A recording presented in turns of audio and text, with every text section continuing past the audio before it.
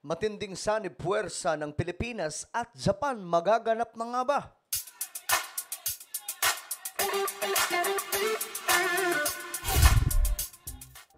So hello, what's up mga sangkay? Magandang oras po sa lahat ng mga nanonood ngayon, sa lahat ng mga solid sangkay. And today, mga sangkay, pag-uusapan po natin itong patungkol po sa Pilipinas at Japan kasi may bago po ngayong update regarding po dyan na ikagugulat po ito ng marami sa atin, lalong-lalo na po itong China. Pag-usapan po natin itong mga sangkay dahil nga po itong Japan, ito po yung kinakatakutan ngayon ng China. Sa katunayan, may mga pagsasanay po sila mga sangkay, ang kanilang militar, na ang focus lamang ay kung sakaling aatake yung Japan sa kanila. Okay, so bago tayo magsimula, no, paki-subscribe po muna yung ating YouTube channel. Ayan po, 1.4 million subscribers po tayo. So sa mga hindi pa po dyan nakakapag-subscribe, ano pang hinihintay nyo? Makikita nyo po mga sangkay yung subscribe button sa baba ng video na to. I-click nyo lamang po yan, tapos i-click nyo yung bell at i-click nyo po yung all. Dahil dito mga sangkay, road to 2 million subscribers na po tayo. Paangat po tayo ng paangat mga sangkay. So sa mga nanonood din po sa Facebook, i-follow nyo po yung ating Facebook page, okay? Ngayon, ito mga sangkay, tingnan po natin. Ito. Kooperasyon daw po ng Pilipinas at Japan, magbabago daw po ng level. Ayon po ito sa Japanese ambassador. And we know mga sangkay na ngayon ay mayroon po mga bagong aktibidad ang China sa ating teritoryo na nagpapalala po ng sitwasyon. So itong Japan ngayon mga sangkay ay tila baga hahakbang sa panibagong level. So ano kayang level ito? Ano ba, magsasanib puwersa na ba sila dyan sa West Philippine Sea? Sasamahan na ba ng Japan ang Pilipinas sa paglalayag sa ating teritoryo? Kasi ang China, takot na takot po dyan sa Japan. Eh, nakaraan nga mga sangkay, meron po silang sinagawang military exercise na ang tutok lamang just in case magkakaroon ng biglaang pag-atake ang Japan. Kasi kung mabalikan po natin mga sangkay ang World War II, if you remember, yung Pearl Harbor, yung first attack po ng Japan mga sangkay, kilalang kilala po yan, tinatawag na Pearl Harbor. Wala pong nakakaalam noon. Biglaan na lamang pong boom. Nagulat na lamang po yung Amerika. So ito ngayon ang China, takot sila mga sangkay kasi ang pagkakaalam po natin sa World War II, isa po sila sa biktima nitong Japan. Though ngayon ang Japan, malaki na po ang pinagbago mga sangkay. Hindi na po sila kasing sama noon. At isa po sila sa mga mababait ngayon sa buong mundo. Pero pagdating sa lakas ng militar, malakas pa rin po talaga yung Japan. So ito, tingnan po natin ang balita. There are many reasons why Japan-Philippine cooperation should be taken to a new level. The security landscape, both regionally and globally, has grown increasingly complex and unpredictable. Nananatiling ugat ng mataas na tensyon ang South China Sea. Okay. Ito ang personal na obserbasyon ni Japanese Ambassador to the Philippines, Endo Kazuya, simula nang dumating ito sa Maynila noong Marso ng nakaraang taon. Sa isang pagpupulong, sinabi ng kinatawan ng Japan na kapuri-puri ang posisyong ipinapakita ng gobyerno ng Pilipinas sa gitna ng mga insidente sa pagitan ng mga Filipino at Chinese vessels. Nako, mga sangkay, yan po Pinuri ng Japan yung ginagawa ngayon ng Pilipinas sa ating teritoryo. Kasi hindi po biro mga sangkay. Sabi pa nga sa waray, di rin lahat rumamay. Hindi lang basta-basta itong ginagawa ng Pilipinas sa ating teritoryo. Papaano po nila binabantayan sa kabila na alam po natin kung gaano po kahigante itong China. Pero yung Pilipinas, ayaw po patinag, no? Talagang pinaninindigan po ang ating teritoryo, mga sangkay. Nagpapakitaan niya ito ng paninindigan ng bansa sa mapayapang resolusyon sa kabila ng sigalot sa West Philippine Sea alinsunod sa 2016 Arbitral Award.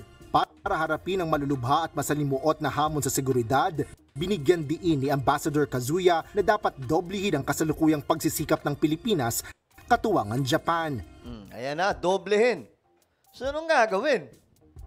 Ito na ba yun? Ito ang hinihintay po natin, mga sangkay, na matinding sanib puwersa ng Pilipinas at Japan. Magpapadala na ba ang Japan ng mas malalaki pang mga pandigma?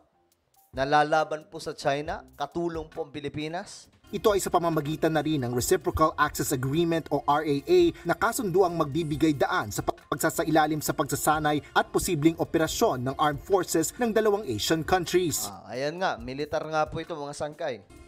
Once the RAA comes into effect, our level of cooperation will enter a new phase.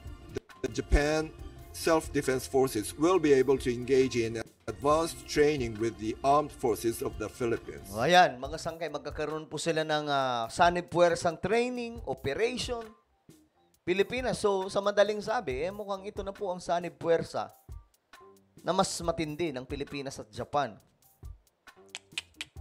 Panigurado, mga sangkay, maaasar na naman po ngayon ng China. Magrereklamo na naman po sila sa international laban po sa ginagawa ngayon ng Japan. Wala biruin mo, mga sangkay, dati kalaban po natin ng Japan, pero ngayon, kakampi po natin at pinagtatanggol po ang ating teritoryo. Particularly in joint U.S.-Philippines exercises such as Barikatang, Kamandag, and Sama-Sama. Together, we will continue to fortify our security and defense cooperation with allies and like-minded partners such as the U.S. and Australia, sending a powerful message of our unwavering commitment. Nako, powerful message. Alam nyo na yun, mga sangkay. Kanino pa ba ipapadala ang mensahe itong mensahe ng Japan, kundi sa China? To regional peace and stability, anchored on the rule of law. We will persevere in pursuing these efforts while maintaining high-level communication. Noong nakaraang taon, nasaksihan ang pagsulong sa kooperasyon ng Pilipinas at Japan para sa seguridad at depensa, kabilang na ang pagpapaigting ng pagbisita at talakayan. Paliwanag ng Japanese ambassador, ang mga hakbang na ito ay hindi lang nagpatibay ng relasyon ng Japan at Pilipinas, kundi maging ng trilateral cooperation kasama ang Estados Unidos. This moment, the three countries are working on whether we can coordinate the possible telephone call, but it's not, as far as I understand, it's not fixed yet, and we will be notifying the media. Ngunit inanunsyo na ng Malacanang ang nakatakdang pagsasagawa ng virtual na pagpupulong ni na Pangulong Ferdinand R. Marcos Jr., outgoing US President Joe Biden at Japanese Prime Minister Shigeru Ishiba sa January 12. Ayon kay Presidential Communications Office Secretary Cesar Chavez, wala pang detalye ukol sa agenda ng Pangulo. Ang pagpupulong ay kasunod ng Trilateral Summit sa Washington noong nakaraang taon. Ito ang mga sangkay, medyo hindi ko alam anong mangyayari. Pero itong Amerika kasi may bago pong presidente. Nauupo ngayong January.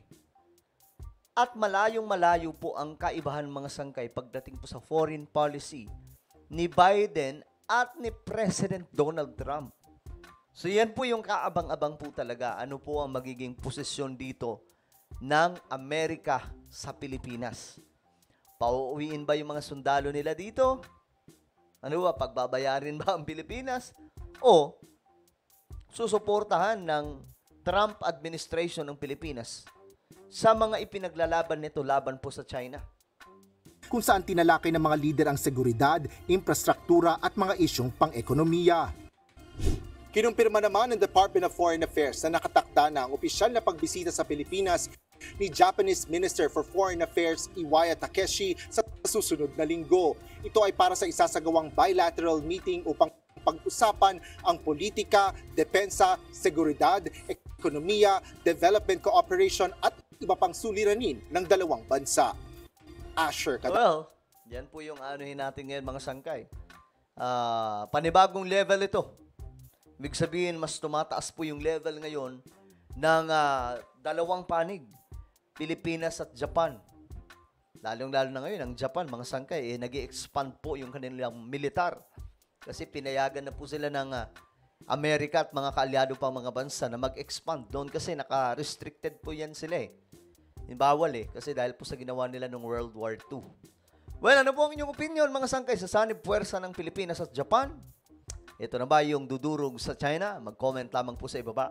Meron po tayong isang YouTube channel. Ito po isang Revelation. Hanapin niyo po ito sa YouTube, guys. Naku, magaganda po yung topic natin dito. Patungkol po sa mga nangyayari sa ating mundo, no?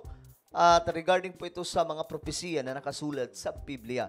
So kapag nakita nyo na, i-click nyo po yung subscribe, i-click ang bell, at i-click nyo po yung all. Ako na po ay magpapaalam. Mag-iingat pong lahat. God bless everyone.